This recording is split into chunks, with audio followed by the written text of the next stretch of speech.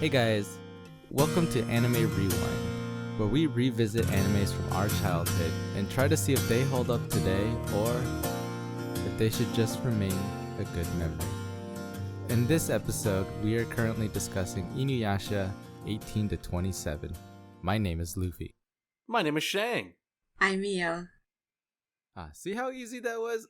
Simple, easy clap. Oh man, what a pro. Can I get a clip of that and so we can just recycle Welcome that to in? Anime Rewind, the anime podcast. I like saying anime twice in a row. Welcome. Sounds Welcome good. to Anime What's wrong with Rewind, anime? the anime podcast where we anime watch the anime from our childhood anime. Oh, what's going on? Anime? Oh, what? Man, you tried this anime sandwich? What? Every time I bite into it says anime. Anime. Wait, I think this podcast is about anime. Oh no. I got a strong feeling it might be about anime. Might be about anime. It might be. But don't quote me on it. No, it's about a dog falling in love with a dead woman. When a dog falls in love with a woman. The anime She's Rewind dead. coming to stores near you. He's dead. What the? No, she's dead. When a dead woman falls in love with a dog.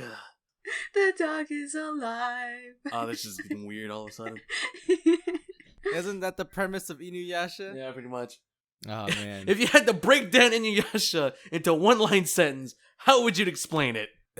Oh man, it's a weird anime if you think about it that way. When a dog loves a dead woman. A teenage dog falls in love with a dead dirt woman. A dead dirt woman. Oh no. That's it. Yeah, That's it. yes, I feel that. And then a normal, regular teenage human girl can't win against the dead demon dirt woman. Feels bad. All right, Shane, can you please update us on your brand new hobbies? Addiction. I said hobbies, not addictions. Hobbies. Oh boy, I've gotten to so many things in this past week. It's a little bit ridiculous. I have friends, being my co-host Luffy, and friends have gotten me back into Gunpla. If you don't know what Gunpla is, just look it up. It's not that hard. Google's right there. Don't look it up. Save your wallets. And- Don't look it up. And that has gotten me back into one hobby/addiction. And then I got back into playing D&D with some friends, which, you know what, D&D is pretty cool. And no, didn't get back into it because of Stranger Things. It's been good times, is what I'm just going to say about that. And then, oh god, this is related to D&D only because it's owned by the company Wizards of the Coast. They have a property, or they have a game called Magic the Gathering, which I'm so ashamed of going back into. So Don't be ashamed. I'm only ashamed because if it was a standard hobby, I would not be ashamed, but these are all addictions, and I feel bad. Ugh. Help. You know, Shing, I'm actually surprised that you didn't get into Magic the Gathering Arena. Oh, I did. Oh no, we really lost him. We lost we him. really lost him. Bye, Shing. It was Bye. nice knowing you. Oh. Actually, I will admit the UI on Magic the Gathering Arena is so much better than what the original one was. That one was such a piece of garbage. Right. So yeah, these are my addictions, and to get this out of the way real quick, I would be playing Arena more than the actual card-based game itself, the physical. But since I met friends who want to play the physical over the game on computer, it's kind of like speeding up that addiction train again, just opening packs and playing the lottery, seeing if you get something good. It's You know what horrible. I wish? You know what I wish that Magic the Gathering would do is something similar to the Pokemon trading card game, where when you open up a physical pack, you will always have a code associated with the cards that were in the pack that you can redeem on the digital version of the game. They could really do that now, since they have their Magic the Gathering Arena. Yeah, I wish they would. I don't see them doing it. It's just too easy for them to make money. Right. Oh, our wallets, Shang. Our wallets. Wait, this has been my nerd segment. This has been Shang's Addiction Corner. Please come back in next 2 weeks Help. to Help. see Help. see how our boy is faring. Help. So in this episode, we're talking about episodes 18 to 27. Oh, you know what? I'm wearing the wrong headphones. Give me 1 second. Oh, My no. stomach just growled, and I'm pretty sure Audacity picked that up. Oh, It growled really loud. Like, I think I heard it, like, over my headset, too. Oh, no. oh, Oh, no. feed the beast. Feed the beast. I'm drinking coffee and water right now, so I hope that'll hold me over for this. I'm a pro podcaster, guys. Yes, you are. Yes, Okay, you are. I got the right headset on. Now I shouldn't be bleeding audio anymore. Alright, so in this week, we watched 10 episodes of InuYasha going from 18 to 27. Something that I really enjoyed about this set of episodes from the last one is there was straight up almost no filler. We almost made it all 10 episodes. We just straight up story, character introductions, and very important lore plot points. And then we got to the 10th episode. And there was a filler. But it wasn't the worst filler, but there was a filler. We'll just black that one out for now. You know, just move it aside. Yeah. And so in the set of 10 episodes we watched, I would probably categorize them into 3 or 4 categories, being Naraku focused, Kikyo focused, Sango focused, and then the filler. And so in the first Naraku focused chunk of episodes, we're introduced to Naraku, the main villain of InuYasha, the guy who's been pulling the strings behind InuYasha and Kikyo's betrayal and Miroku's good suck tunnel. And we also get introduced to his backstory a little bit here and there. So Naraku appears in front of Sesshomaru as this like, he's wearing a fur cloak. And when I first saw this, and even back when I was a kid, when I saw the fur cloak, I thought it was a wolf. And I think it was a point of contention for a while because I was convinced it was a wolf. What did you guys think it was? I remember when he showed up, I was like, oh, it's the monkey outfit. That's what I said too. We find out at the end of some episode that it's a bamboo. Not bamboo. A baboon. That's a nice piece of tree there. He's just a bamboo. Oh, Naraku got so much fiber. But the thing is, he still doesn't look like a baboon to me. Like, that part just, I don't get it. He's not a baboon. He's always gonna be a wolf in my mind. I cannot be convinced. I can't be convinced. I think it's because when you think of I want to say bamboo now for some reason. I think it's because when you think of a baboon, you imagine like baboons from Africa, I guess. But there are like monkeys that look like that in Japan, like with the white fur and the fluff And the blue head. and the blue head. Oh. So we're introduced to Naraku, who appears before Sesshomaru, and he offers to team up with Sesshomaru and fight InuYasha to get back what is rightfully his, the sword. What he thinks is rightfully his. What is rightfully his, the sword? No. What It's he my thinks is sword. rightfully his. It's my sword. They're My like children sword. fighting over the sword. Brothers be brothers. It is a very typical brother thing, I think.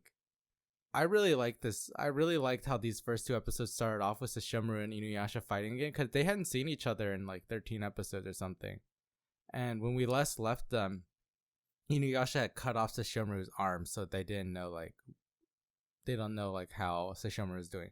He shows up, and like they get into this great fight, and you can really see that Sesshomaru is like much more experienced than InuYasha. But when you're stuck to a tree for 50 years, like what could you do? You can't do any of that mental training, you know? So Sesshomaru gets the sword from InuYasha, and he's like, man, you don't know how to use the true potential of this sword. And what he demonstrates to InuYasha is the ability to use the Tetsaiga to kill 100 demons with one swing.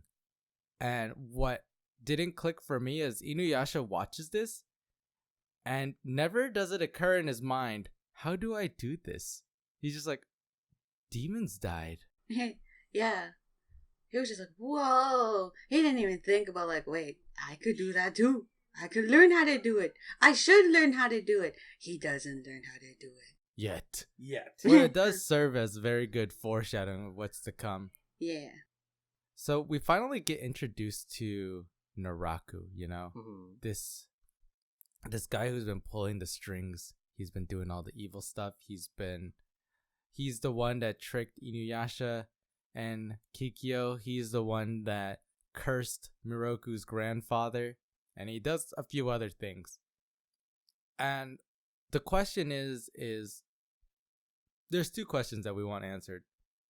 Who is he, and what does he look like? And also, what does he want? Like, why is he doing all of this? Right. Excuse me, I only had two questions. I shall add to it. Just gonna sticky note this onto the list of questions. Oh no. Well, I would say that two of those questions get answered in what we watch. The third one is still a little bit up in the air, but we do get an idea of what he wants to do. Naraku, we find out, is essentially just a very twisted human who gave up his body for hundreds of demons to consume and inhabit. And so Naraku himself is the embodiment of thousands and thousands of demons. And it's very akin to a concept in other literature called Legion, which is a entity that is made up of a ton of usually demonic presences. And so Naraku is supposed to be the complete embodiment of evil and all things demonic. When InuYasha and the gang finally meet up with Naraku, they see him in his cloaked baboon form. InuYasha ends up breaking off from the rest of the gang and running after Naraku. And he is actually able to see Naraku's quote-unquote true form, which is like this long, wavy, black-haired man wearing like navy and light purple robes. And I completely forgot what Naraku looked like, to be honest. Can I point out, Naraku wears better makeup than I do. Like, what the heck? Oh no! Where does bad. Where does he get makeup from in this time? Makeup is made from the color of leaves and different kind of pigments, so it's very possible. You promised me you wouldn't be condescending this episode. Jeez, Mio, did you not know? Jeez, Mio, use Wikipedia. I don't know anything about makeup. And here's Naraku making makeup out of like leaves and if you crush up berries, alright, you get the color like dark blue. He probably made it out of the blood of his slain enemies. Yeah, the blue blood and the red blood. That's right. Eyeshadow. Okay. All right. You were saying, Luffy. Sorry. I was just saying the concept of Naraku is really cool, and I feel like when I was a kid and I saw this villain, the reason why he was so compelling is that he was the complete mirror opposite of our crew, you know? And I guess this eventually goes into the third question. What is Naraku trying to do? Well, what Kikyo was trying to do 50 years ago and what Kagome is trying to do now and InuYasha and everyone are trying to do now is they're trying to recombine the Shikon jewel to purify it and make it pure so that it does not fall into the hands of like evil people. Naraku, on the other hand, wants to assemble the Shikon jewel to taint it and make it completely evil so that it can be used to do nefarious things. And so at this point in the series, we have established a very clear good guys and a very clear bad guys. And then we have people in the middle that are kind of like, you're like, what are they even doing there? Like Sesshomaru. He shows up. He doesn't seem like a bad guy, but he wants InuYasha's sword. So he becomes a bad guy. You have Kikyo, who doesn't seem like a bad girl, but sometimes she does some weird, questionable things that make no sense. Bad girl. Bad girl, Kikyo. Bad. Oh no! That was I didn't realize we were going there. No. Anyway, the structure of our overall story and where it's gonna go has officially been set down at this point. The good guys are trying to reassemble the jewel, but InuYasha's still a little iffy on what he wants to do with it. He still keeps on going on about saying that he wants to be a full-fledged demon with it. My opinion of that is that it's actually just bad story writing. I think the author at that point really didn't know what InuYasha wanted either. And it was just like, let me just reiterate what he's been saying at the beginning to show that like his mentality hasn't changed. But then like as we go into the next set of episodes, you realize that his mentality has been changing. And so it's like, come on, InuYasha, make up your mind. But then you also remember he's just a teenage dog boy. Teenage dog boys don't know what they want back then. So then I was like, okay, believable. Sometimes teenage dog boys want dirt demons. So for me, if I remember the episodes right, the first time we see Kikyo again, she's in another village, looking through flowers, playing with children. And I was like, it's like, are we looking... Well, for me, I thought, I was like, are we looking at the past of like Kikyo when she was alive playing with children again? No, this is some present time stuff. And then later on, it seems like Kikyo wants to settle down again. She wants to settle. She wants to settle down. Like, oh, well, this is kind of interesting because, a vague memory of the whole situation. And when I saw this, like, oh, she wants to settle down. She doesn't want to cause no trouble. But after the fact, when our team is learning that young souls or young girls' souls are being taken away if they like die or something like that, I don't really remember. And then it turns out it's all Kikyo because she needs it to stay alive, or keep the body she's in alive. Look, if my bae Kikyo needs to steal a couple of souls to stay alive, I'm okay with it. I'm okay with it too. I'm okay with it. She can take Kagome's soul too, for all I care. Feels bad, even though it is Kagome's soul in Kikyo's body. No, it's Kikyo's soul in Kagome's body. Nah. So after Kikyo's gaining all this health, she is scaring children. She literally just killed a monk. What I thought was a powerful monk. No, he just slaughtered. His death was kind of gruesome. It really She was. just threw a dragon's talon into his throat. In front of a little girl, too. I've seen worse things. That little girl get over right. it. During that battle between those two, I really thought the monk had it. I was convinced the monk was going to do it. No, Kikyo is just way too strong. Sorry. I thought his move was really cool when he brought up a dragon. When I saw that, I was like, Dragon Ball? A Dragon Ball? Yes, a Dragon Ball. Ball. Yeah, Dragon Ball. Like, yo, Kikyo, make a wish. See, maybe what happened was the monk screwed up because he only brought one Dragon Ball. Everyone knows if you've actually seen Dragon Ball, you have to bring 7 Dragon Balls to get your wish granted. He brought one. Okay, first of all, this is the alternate reality, the alternate universe. This is universe 21. InuYasha Universe 69, I get it. There you go. That's right. We're multiverse now. We're multiversing now, baby. InuYasha Multiverse. Where's our movie? InuYasha Far From Home. Oh no. I could see it though, that's the weird part. I could see it too. InuYasha swinging on spider webs. No, I want the InuYasha where he's happy with Kikyo, okay? Me too. Where there's no Kagome in the picture. Oh, this is a Kagome bashing podcast. We are a Kagome hating podcast.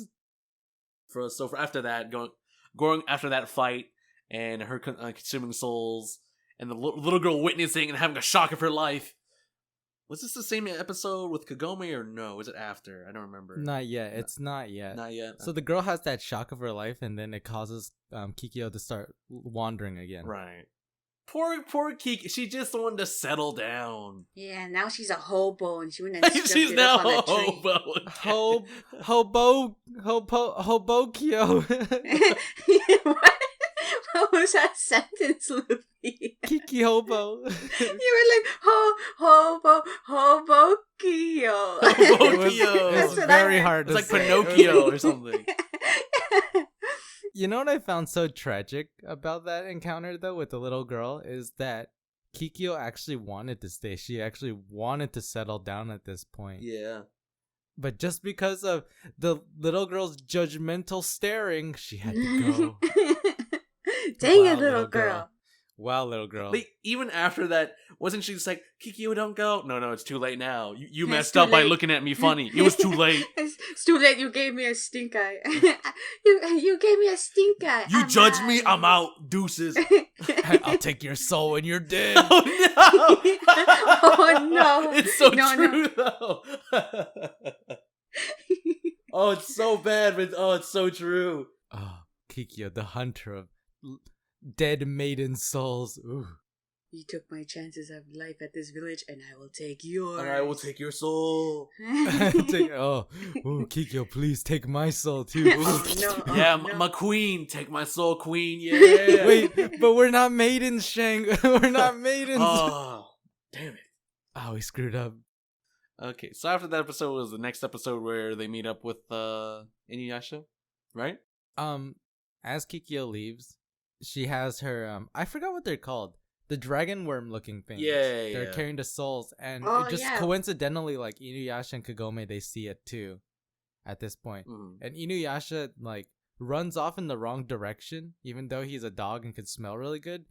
And then Kagome and Miroku follow it, and Kagome goes into a barrier at that point where she meets Kikyo. Ah, and then they meet first. That's right. Yeah, and then the episode ends. And then they. Oh, that's right. Okay. And so essentially, those two are having girlfriend. He's my boyfriend. No, he's my boyfriend. Talk. Yeah. Cat and fight, then- let's go. Someone get the mud. Essentially, it's a cat fight. Throw some oil on there. Get him. Doggo shows up. He's like wondering what the hell's going on. Kikyo. I feel like Kikyo would win that fight though, because she'd be in her element because she's made of dirt. No. Elemental advantage. Yeah, elemental advantage. No. I'm gonna use the environment to my advantage. I Kagome. didn't realize Kikyo was a elemental monster or a Pokemon. Wait, she's an earthbender. I knew it. That's why she's throwing all that dirt at Kagome. Ah, not the dirt. My schoolgirl outfit. Right. My bike. Yeah, careful, you might dirty it. My nails. You know what? Before I continue, there's one thing I remember. Oh god, what Kikyo's younger said. Kaede always says this, and it makes me smile. Ever since when we first watched InuYasha, what was that stupid line that one of Kaede's henchmen say? Lady Kaede, methinks may have sweet chance the centipede. So ever since then, I've paid attention to Kaede, and every time she says "methinks" or "mehaps," I'm like, what? They're just rolling with that phrase. And yee. She says yee a lot. She yees a lot. Yeah. Dog, you're about to get yeeted. Look, we shouldn't character shame the Kaede's voice actor because It's so she's the good. only one that has embraced the full immersive feudal era Methinks. nature within herself. Methinks. Mayhaps. Mehaps. Clog the toilet. Yeah. Oh no. It's so good. Commando Kaede has evolved into Destructor Kaede. Toilet Destructor. How does she know what a toilet is? Oh, fine. Wait, She destroyed the hole. Where did I go use the toilet? They in the dig feudal holes, era? don't they? They dig holes? Did they dig holes back then? I don't Wait, know. Maybe. do you think that's what Kaede was doing when InuYasha buried her in that hole? Probably. Pooping? Yeah, she was probably just pooping. And he had to leave because the stench was so bad. It's so comfortable here. He's sensitive, so he had to leave her. Alright, flow back in topic. So, cat fight. Dog boy shows up. InuYasha shows up. Oh, Nikikyo. Methinks may have to return to the centipede. Kikyo. Exactly. It's what he says when he shows up. Methinks I have a centipede, Kikyo. Methinks you can purify it, Kikyo. So, Oh no. Oh no. But I like it because that's essentially what he says. And then the beautiful part is that InuYasha still loves Kikyo. He can't let her go. And this is the part where my love, my romance senses start flying, like start tingling, because Kikyo in the end just wants to just die together with InuYasha. It's like, oof. Just let it happen. Just let it happen. Let it happen. Let the series end right now. But Kagome is like, no, he is mine. And then your soul is also mine. So now her soul's tingling. Wait. But I want to interject that this entire time that Kikyo and InuYasha are having this beautiful, intimate moment, Kagome's just watching like, Yeah, she's just there creeping. She's creeping. Kagome the creeper. So while Kagome's creeping, and then InuYasha and Kiko just like locking lips, and then going straight to hell. Apparently, Kagome's like, give me some of that more lip lock. Give me some more of that. That, or it's like InuYasha trying to get some. I don't want to watch chapstick this. off of Kikyo. Yes. I want to point out that Kikyo's kiss was probably really cold and clammy. Oh yeah, Because she's cold dead. clammy clip. Yeah, The cool. only way to like it. Cold and clammy kiss. Cold let's and go. clammy kisses. It was so good though, so good. Excuse me, Kagome, could you put this ice pack on your lips real quick before we go to Smooch Town? Yeah. It's the only way I can enjoy it. Kagome. Where'd you get that ice pack from? Are we in the feudal era? Don't worry What is about an it. ice pack? Oh man. Yeah, so Kikyo tries to drag InuYasha into hell. You know, if I were InuYasha, I'd go with it. I'd dude. go. I'd do it. I'd go with it. Take me, Kikyo. But in the end, you know, it doesn't happen. You know, Kikyo's thwarted off, and Kagome is mad at InuYasha. I'm like, huh. Even though the whole time, and she's like saying, I don't like him. All right, I don't think of him like that. All right, he's like a brother to me. All Sunder lies. at heart, sunder. Sunder. Well, you know what, Oh. too? She could have sped up the process by saying "sit boy." She really could have. Yeah, she could have just like ended the series right there. Like, Sick boy, check the go hell. down Sick to boy. hell. Go to hell. Go to hell, InuYasha. Next thing you know, InuYasha's like, why am I in China? What? This isn't hell. Oh no. Could you imagine that scene again where they're just like slowly going down the portal of hell, and she's just so pissed. Sit! They just disappear. Snap. Gone. What's that Where'd song? they go? What's that song, Highway to Hell? They could just play that right Highway to hell. there. Yeehaw! Oh no. I I don't think that's actually in the song. I don't think that's Yes, it is. from I'm the pretty song. sure it was. Just because you're from Texas. Oh. The episode wraps up though in a really funny way. You know, like everything's like kind of resolved, but Kagome is like mad, and then Miroku's like talking to InuYasha. Like, hey, so what happened? Why is Kagome so mad? And InuYasha's like, you know, we did things you do with girls in front of her. He's like, what? You What? did what? Whoa! And then Whoa, InuYasha's man. like, Wait, what do you do with the girls? and then I think at one point Miroku's like, so who are you gonna choose? And InuYasha's like, I don't know. Can I have them both? And then the episode ends with a sit boy. That's right. She will totally give you a sit. Oh, I can't have them both. It's okay, InuYasha. that's the whole fandom right there. I feel like Kikyo and Kagome should just forget about InuYasha and just go for each other. Why can't Kagome and Easy, Kiko problem just solved. fuse into one? Wait a minute. Hold on. Wait a Oh minute. no. Wait a minute. Kakio. Kikyo. Kigome. What did you call? What did you say? Like Kigyome? Kigome. Kagome? Kigome or Kakio? Kakio sounds so I like bad. Kakio. I like Kakio. Oh. All right, let's workshop this. Okay, if Kikyo and Kagome fused, whose outfit would stay? What would their head look like? Can I get Whose personality would be stronger? And are they still commando? All right, Mia, you go first. Okay.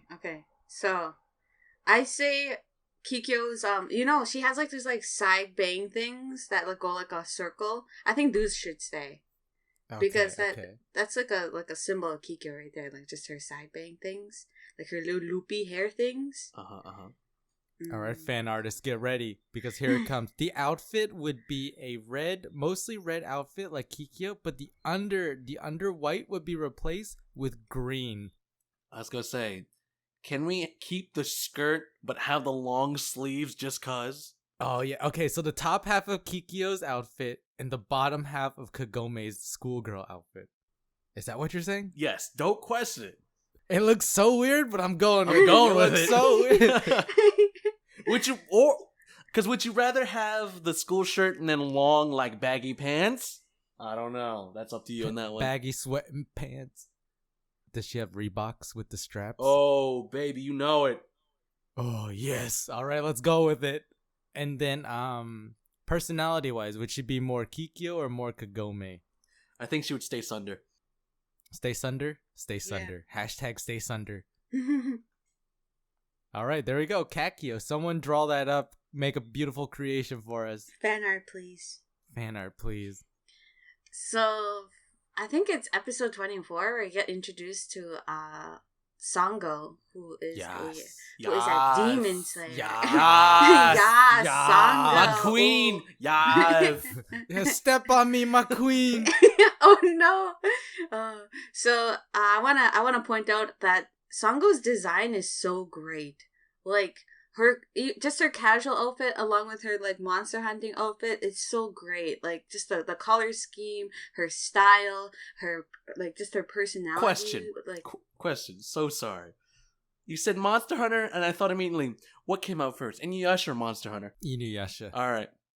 You think they stole that idea from InuYasha? But she's a demon slayer, not a monster hunter. I'm sorry. Get your terminology right.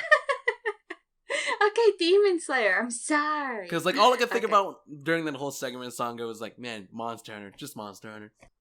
Just Monster Hunter. I mean, Why does she only like hunt spiders, though? Why does she have a giant boomerang as a weapon? Exactly. I feel like they should just add the boomerang into the actual game Monster Hunter. Yo, Capcom, you listening? Add it in. Okay, and then we also get introduced to her village and Kilala, who is the cutest. Oh, so when Kilala's little form came like running out, like her tiny cute little form, I got. Oh no, that's not even a noise she makes. What are you doing? What was that? It was a cat noise. She's more like a. That's not the noise. That sounds like a growling noise. What? Alright, whatever. It's a cow. Whatever. Like when she's growling at something threatening, she goes. Oh no, she's a cow. But no, usually her noise is pretty cute. It's like a high pitched little or something. I don't know. Okay, and then after we get introduced to Kilala, we also get introduced to her brother Kohaku, who is a shy demon slayer apprentice.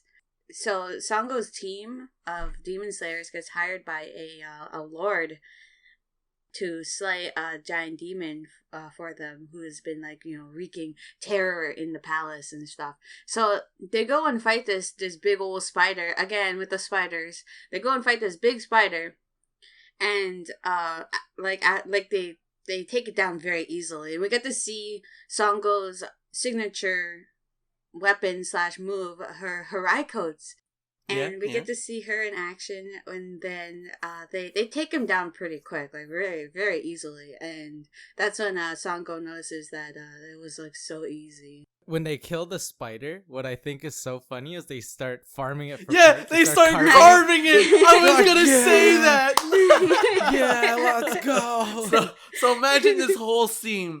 They kill the monster, the guys are too busy carving it, and then what happens? Yeah, like they're carving in front of the guards and the lords too. Look, if this were a video game, they would start carving the horn. Yeah, I'm gonna get that spider horn. You receive spider scale. Feels bad. Spider talon. Feels bad. That's exactly what they're doing, though. Right after they killed it, you could see one of them chopping off the horn of the spider. I can make something great out of this. And this is when they were bragging, like, oh, this was easy. And Sango's like, easy it was clap. almost... Sango's like, this is almost too easy. And right when she thinks that, we get, like, one of the saddest moments in this. Well, for me, it was very sad to see this again. Like, when I first saw it, I thought it was very emotional and very upsetting. But we get to... We see the scene where Kohaku is being controlled by another demon, and he goes and he kills his family and his teammates, and then he almost kills Sango. Like he stabs Sango in the back, and Sango is upset and like, why is this happening? What happened to you, Kohaku? Why? It's me, Sango. Don't you remember me? And then after she gets stabbed in the back by Kohaku, she turns around and sees that he's no longer being mind controlled, and then you see this change in his face where he realizes what he's done. And he's just a kid. He's like, what have I done, Sango? These aren't sister? my hands. Yeah, and then he tries to run to her and he ends up getting shot by the guard's arrows. That shit was so grisly. I was like, oh. It was. You could call him Kohaku Human Slayer. Oh, no. He wasn't made to be a demon slayer. Kohaku gone rogue. And then we get the scene where he's laying on the ground, bleeding, dying, and he's crying out for help to his sister. And then Sango holds them one last time, and they both die. Well, they get mauled by arrows in front of the entire guards and the lord. But before the whole campaign of them going to the castle, remember the interaction between Kohaku and Sango? And Kohaku's asking Sango if she's scared. It's like, yeah, everyone's scared a little bit. And then she goes on telling about this tale about demons. Mm-hmm. And you know what the last thing she says? It's like, what's the most fiercest demon? If you remember that story. I don't remember it. A demon in human form. Whoa! Hey, the audio waveform I just made looks like a centipede. Oh no! A demon in centipede form. There's a demon in our podcast. And then we get the introduction to Midoriko and the story about the four souls. The big lore here. The big lore. I can take this big lore and make it into a small lore. Go for it, my boy. What do you got? So pretty much, this whole lore is to explain how the Shikon Jewel was formed.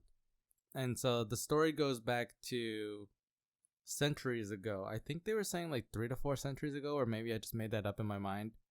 But essentially, there used to be a priestess, really strong, and demons hate priestesses. So what they decided to do is, after many like bouts of fighting, is all the small demons combined to create a gigantic demon and tried to kill Midoriko. And Midoriko lured them into this cave, and they fought for 7 days and 7 nights. And on the 8th day, she took a fatal wound, and she was about to get killed by the demon. So what she did was she actually took the demon's soul and plunged it into her body. But in absorbing the demon's soul, it expelled her soul out. And so the demon's soul and the priestess's soul were combined in a twisted like battle, eternal battle, within a small pink jewel, which was called the Shikon Jewel. And this jewel was formed in Sango's village. They were the ones responsible for protecting it for many years. But in one fight between the demon slayers and some demons, the jewel became tainted, and the demon slayers could no longer protect it because they had no holy power to purify the jewel. And so at the time, there was a very powerful shrine maiden named Kikyo. And they thought, why don't we give this jewel to Kikyo to purify? And that was 50 years ago from the present of today. Not long after that was the whole incident between InuYasha, Miroku, and Kikyo, which is what drives the plot. But hearing about where the Shikon Jewel came from, I completely didn't remember that episode at all. Same. I was like, who the heck is Midoriko? First of all, Midoriko means green kid. I don't understand that. I was like, yes. Was she wearing green? Maybe. I don't know. But the coolest part, I think, was the implication that she had a companion fight with her centuries ago, and the anime implies that it's actually Kilala, and it's like, oh, so you're saying Kilala isn't like 2 years old? You mean she's like 200 years old? Jeez, that's right. It was cool, There was a lot of world building. There was a lot of world building in the set of episodes that we watched as well. Like, now we have our official crew. Like, we have InuYasha, Kagome, Shippo, Miroku, and Sango. Like, the 5 are together and now. Kilala. And Miroku. And Miyoka. And Miyoka. Miyoka. Oh, we also get to see Hachi. Yeah, Hachi is around, Miyoga's Yeah. around. You know, the people that come and go. There's still a few other like side characters that haven't been introduced yet, but they'll show up down the road. Yeah. But we have our main like group together now. And finally, we have our main villain, Miroku, the guy who's been pulling the strings from behind the scenes starting 50 years ago. You know, the mastermind behind all the bad stuff that has happened to our protagonist. Ends up now. I know I said last episode that the plot was getting the starting, but now the plot can really begin. I'm excited now. And I'm really excited for what's the coming. filler episode. Everything is getting cut out right here. Though there is one thing about the filler episode that I did enjoy, is that it shows how well InuYasha and Sango work well together. And Miroku. Someone was giving the good suck, you know. Yeah, Miroku came to clean up. He was the Visera cleanup of the party. He was like, I'll just come and clean this up. Alright, he was cleaning up crew, but boy, when Sango and InuYasha work together, boy, they do it good. I felt bad for him at the end. Like, he got combo womboed so hard by everyone. You mean the boss? The yeah, bad the guy. boss guy, the bad guy. I felt so bad for him. He was just like, he got split in half. He got chopped up by her Harai coats. And then you got the good suck. The And then good he got the suck. So bad for sucker. someone that got the good suck, alright? Miroku's like, let me pass you into the other world. Feeling great. With the good suck. Alright. Well, that would wrap it up for us, right? Yep. Yeah. So, a lot is about to happen. The next set of episodes I had planned for us is actually going to be the largest chunk of episodes that we watched. We're watching 28 to 39, which is 12 episodes total. And I remembered that when I was segmenting things, I segmented this one to be a huge chunk because so much happens in the back half, I couldn't cut it short. And so I want you guys to be prepared. Get your weeb hats on What? and get ready for a good ride. What? Ooh, I'm so excited. It's time, my guys, for your favorite segment. Uh-oh. In today's episode, we have some brand new contenders in our favorite segment, Commando or Not Commando. Ooh. Introducing Baboon Miroku. Commando. Commando. Guys, someone has to not be Commando or else there's no point to this segment. No, Well, I Commando. mean, we get to see that he takes off his outfit and he's wearing clothes, so maybe he isn't Commando. No, I definitely think he's Commando. Commando like his spirit. It's free. Oh no. Okay, here we go. Naraku in his normal form. Still Commando. Still Commando. Still Commando. Alright. Onigumo. Most deaf Commando. Onigumo. No, I Ooh. feel like he has underwear made out of bandages. Yeah, you know, I'll give you that. Not Commando. Band- Yeah. I'll give you bandage that. wear? Bandage wear, yeah. Alright, he's That wearing some Kikyo bandage put on wear. him. Ooh. Alright, all those are all Naraku. So he was 2 out of 3 Commando. His human form wore underwear, but when he became demon, his heart changed and he just Yeah. removed the bandages and went full Commando. These bandages won't hold me back. Freedom! yeah. Freedom! I'm no longer tied down. Alright, now we're going into the more juicy ones. Let's see. Contender number 2, Sango. Very Commando. Very Commando. Oh no. Oh Shake's no, like, Shake's she has to be Commando. She has to be, you guys. She has to be. Let's split. Okay, Demon Slayer mode. I feel like she'd be like, Officially, she's not Commando. Alright, yeah, if you were Commando, wouldn't you chafe? yeah, exactly. Wait, Chafe in her like spandex outfit? Oh no!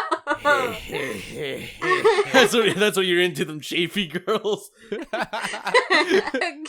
You gotta provide some variety in the series. Chafy girls? Ooh. You like them Okay, sick can girls, that you be like them our- chafe girls. Can that be our hashtag, please? Chafy girls? Let's go. How do you spell chafy? I think it's Chavvy. Chavvy? Okay. Chafy? I'm jumping ship from this conversation. Sango in casual form. Commando! Commando. Commando! Oh no, I'm Now- talking to pervert. Now the thing about the casual Sango is it looks like she's wearing some sort of tights or leggings underneath her outfit. It kind of looks like her Demon Slayer outfit is under there. Just not wearing her armor, like on her knee pads and stuff.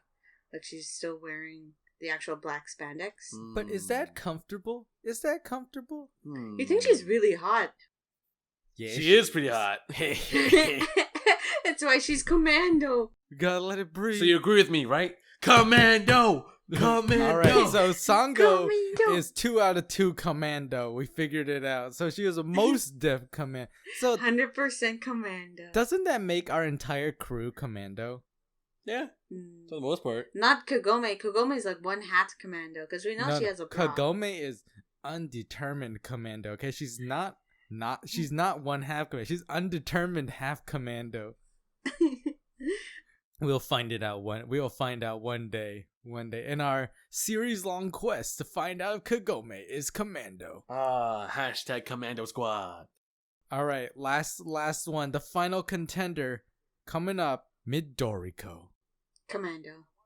I want to say that she lived 300 to 400 years before the feudal era. So if underwear wasn't invented in the feudal era, what was even invented 300 and 400 years before that? First start, when Midoriko is a wholesome lady, she obviously has to be Commando. That's right.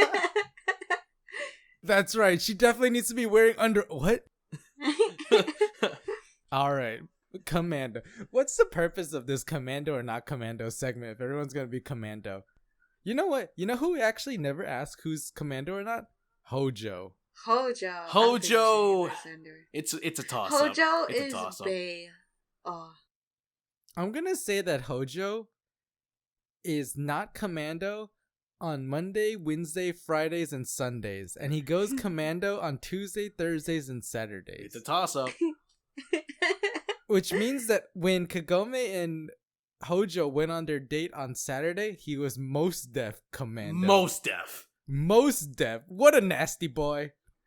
I had Mio do a Mad Libs for me Oh no. that followed the episode summary of episode 23 when InuYasha and Kikyo and Kagome are all like interacting together. And so I had Mio give me some nouns, some verbs, some locations, and we're going to see how this goes. Okay. What we got? Oh no. So, here we go. Episode 23. InuYasha takes off to find Sango, but Kagome ends up finding the shrine milk first. Oh. When InuYasha finally smacks Sango, she embraces him in milk. What? Kikyo, no longer caring about how she died, still cannot overcome her hatred of InuYasha and decides to drag him to Bone Eater's well to join her in death. Oh. InuYasha is able to heed Miroku's feudal area, What? which allows him to break free of Sango's bind. What? What? I don't know what I just read. Can I get an explicit on this podcast, please? Miroku's feudal area. What would you call? Do you think that's what Miroku called it back then? Hey, BB, you want some of this feudal area? That's what he says to Kagome. Oh no. You want some of my warring states? It's always a battle down there. It's always a battle. He's got crabs. God. He's got crabs. Oh no! It's the centipedes. It's the herpes that Kagome brought back. He's got Help! centipedes. No. Yeah, and all her bunions. Not the bunions. Not the bunions. Oh, the bunion. All right. This has been Anime Rewind. Thank you for listening to our podcast. I wanted to take a moment and give a shout out to those of you who have been using the hashtag Commando Kaede on Twitter. So thank you. We finally did it. Our viewer count has gone up by 200%. We now have 2 viewers. Yeah. So thank Yeah. you, Saint Kaizen we did and it. We Effin did it. Karma Yeah, that's what I'm talking We about. did it. Yeah. for shouting us out. Don't forget, our podcast is now available on Spotify and iTunes. I'll keep the links in the descriptions below. The next episode that's coming out, I believe, is going to drop August 3rd, but let me double check, get out my calendar. It's August 6th. I was wrong. In this episode, we'll be talking about InuYasha episodes 28 to 39. So it's going to be a 12 episode chunk. There's a lot going on in here. I don't remember what happened in here, but I think a lot goes on, and I'm really excited to get down into it and start watching it and discussing it with my friends Shang and Mio. Ooh, that's us. All right, do we have any good hashtags to try saying in unison for this episode? Hashtag Kakio. All right. Or we could do Miroku's feudal area. Oh, that one's better. That's a good one. Okay. Hashtag Miroku's feudal area. Oh man, this is gonna be rough. All right. Okay. On 3. Okay, 1, 2, 3. Hashtag Miroku's feudal area. We're so good at this. You know, by the time we finish InuYasha, we'll have at least one. At least one. All right, guys. Thanks for watching. We'll see you guys next time. And remember, commando until proven not commando. Later.